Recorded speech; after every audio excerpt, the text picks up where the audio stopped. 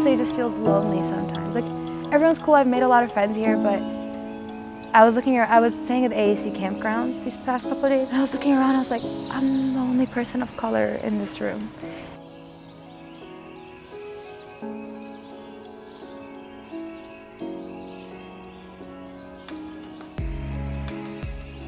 It's not like I've faced any overt racism really here, but it's just like a feeling of you're away from your people, right? Like you can't, it's hard to not have anyone around that gets that part of my identity, because I feel like there's so much that I have to constantly explain to people. People want things that they can connect with you over, right? Shared interests. And that was hard for me. For sure, there's been a feeling of loneliness in the sport, especially when I was younger and I knew myself less. There is a disconnect, right? Like when you're in this environment where no one understands like the struggle that you've gone through to get there, and it eliminates sympathy, right? Because you can't be sympathetic for something that you don't understand or know.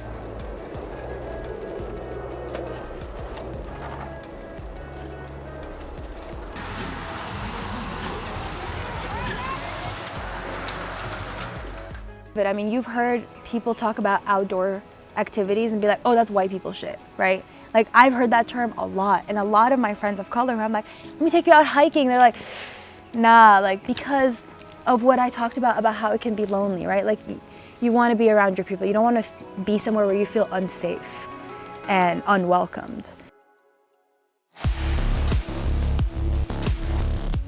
Funniest thing about cycling, when I first got into it, was the like really subtle hints of racism that people didn't even register to them that they were doing it. Some of the jokes, some of the like actions, and it was simply because there's no one in the sport to call them on it, right?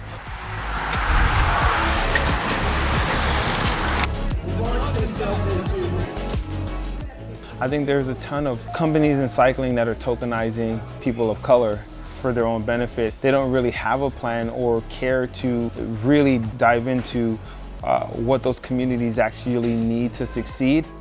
Partnering with people who have been in the sport for a short amount of time, you know what I mean, that aren't really giving back to the community, aren't really helping get more people on bikes outside of just being who they are. I think if you're just doing it on the surface level, you're just looking for any person of color that you can get your hand on.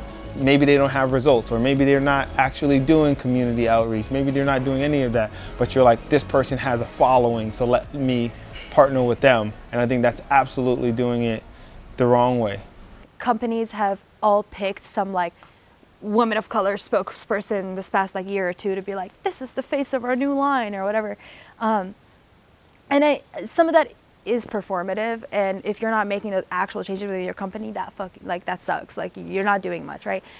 But you still are doing something. Like, for me to go on Instagram and see like a strong ass, like just a woman that looks like me, right? Like some like Middle Eastern immigrant who like came here and now is like leading and guiding and stuff, and we can connect over our shared like culture, right? Whereas when I came here, I felt like I had to change my norms in order for me to be able to connect with someone and not have them be put off by our initial interaction.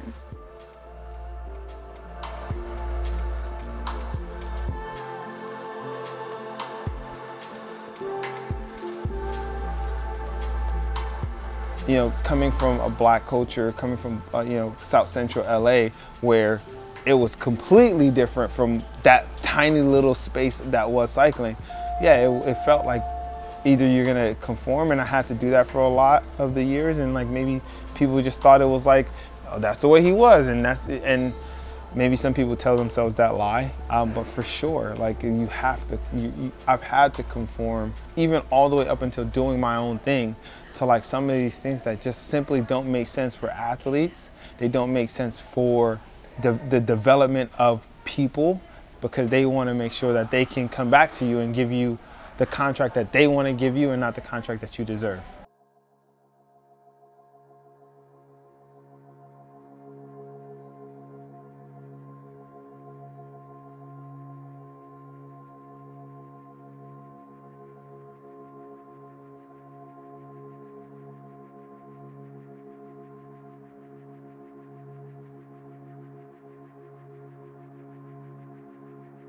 I feel like I'm realistic in understanding that, like, in our country, if something doesn't have a value, something valuable at the top, then like the trickle down doesn't happen. So it's like, it's all just effort. And I think that there's really just a lack of effort in this sport to actually care about other people. And they hide that behind kind of like, oh, it's hard for everyone. Our team isn't completely people of color, but they deserve the opportunity. You know what I mean? They work their ass off and they get it. They have the empathy and the understanding that what we're doing is bigger than them, it's bigger than me. You know what I mean? And when that clicks, it's easy from there. We'll make the racing work. I'm supposed to start medical school. Right now it's May, so in like 2 months, end of July, I would begin. And I kind of was thinking of maybe pushing that back a little while so I could do this stuff, climb these sick walls. But it kind of feels like being given this like level of privilege that I have a responsibility now to give it back to, you know, coming from like a community that is so, and when I talk to white climbers, they don't really get it. They're like, oh, it's so, like, to follow your heart, you know, like, follow your heart. And I want to, but it feels like there's this big responsibility also on the other end. When I'm out here climbing and having a great time and like doing nothing, like I quit my job to come here and live for 3 weeks and climb and have fun, but there's this underlying guilt at all times, and it's something that's hard to run away from.